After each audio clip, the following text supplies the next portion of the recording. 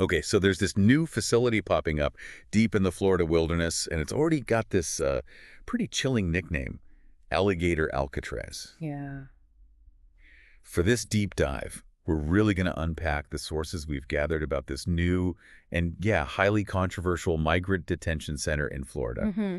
Our mission today is, well, to understand its purpose, get a handle on this really unique, isolated location, and explore all the significant criticisms and, importantly, what supporters are saying, too. Right. We've looked at official plans, various reports, statements from advocacy groups, indigenous communities, try to get you that full picture. And that nickname, Alligator Alcatraz, it's not just catchy, is it? It really sets the scene immediately. It does. This facility, it's located at the old abandoned Dade Collier Airport. We're talking really remote Everglades here. Okay. And it got that name because, well, it's literally surrounded by swamps. Swamps full of alligators. The sources say it makes escape nearly impossible. So what's fascinating, you see, is this isn't just about isolation. It seems like a deliberate design philosophy almost, relying on, well, nature's harshness for security. That image is definitely striking. Yeah.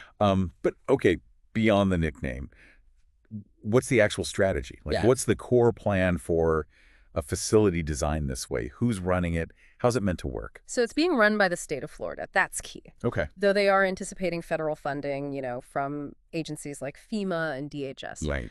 Capacity-wise, it starts relatively small, 500 to 1,000 beds initially. Yeah. But the plans, they show ambition to expand a lot, potentially up to 5,000 people. 5,000, that's huge. And the cost. Also huge. The estimate is around $245 per person per day. Per day. Per day, which if you do the math could easily top $450 million a year. Wow. So it immediately makes you think about the scale, the financial commitment long term. That's a massive budget, especially for a place in such a, well, precarious environment. Given all that, what are the main worries people are raising? You mentioned the natural barriers thing. Well, yeah, and if we connect this to the bigger picture, you really see why this location and the whole nature of the facility are stirring up so much controversy from different angles. Okay. First off, you've got major environmental concerns. This site is slap bang in the middle of a really fragile Everglades ecosystem. Right, sensitive area. Exactly. Threatening wildlife, wetlands. It's critical habitat. And multiple sources confirm lawsuits are already filed because apparently proper environmental reviews weren't done. Okay, so environmental is one big piece. What else? Then there's the human rights perspective. Advocates are expressing deep concerns, this isolation. It could make getting legal aid incredibly tough for detainees. Makes sense. And of course, you've got the risks. Exposure to extreme Florida heat, potentially poor conditions because it's so remote. So environmental impact and serious human considerations. Are other groups speaking out? Oh, absolutely. Native tribes, specifically the Makosi and Seminole, they've voiced really strong opposition. Why so? They call it deeply disrespectful. It's their ancestral land, part of their cultural heritage. They see this development basically as desecration. That adds another really significant layer. It does. And finally, you've got the political outcry, too. Activists, some lawmakers, they're condemning the whole thing as, well, cruel and inhumane, pointing to the isolation, using natural hazards as part of the security. It paints a really complex picture, doesn't it? It really, really does. Yeah. So we've heard these significant objections, environmental, human rights, cultural respect, but there's always another side, right? What are the arguments for it? What are supporters saying? Well, the supporters, they largely focus on that security aspect. They claim nature itself, the alligators, the swamps acts as a powerful barrier. So the controversial part is the selling point. Essentially, yeah. They argue it significantly reduces the risk of escape, which they see as a primary benefit, and they also frame it as a, quote, secure, fast solution to handle migrant influxes. Arguing it provides needed capacity quickly. Fast solution.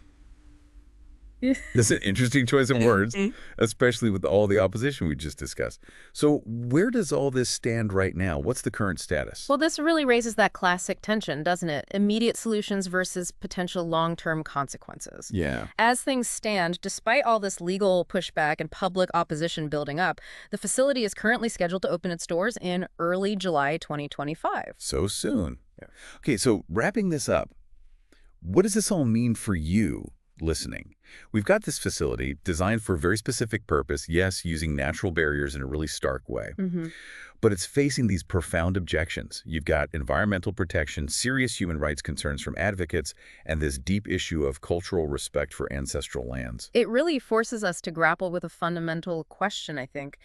How do we as a society balance what some see as an urgent need for solutions to complex issues like migration Yeah. with the equally critical need to protect our fragile ecosystems, to respect Indigenous sovereignty, and critically, to ensure humane conditions for vulnerable people? That's a really challenging set of trade-offs to think about. Definitely something to mull over, maybe explore the wider implications of projects like this on your own.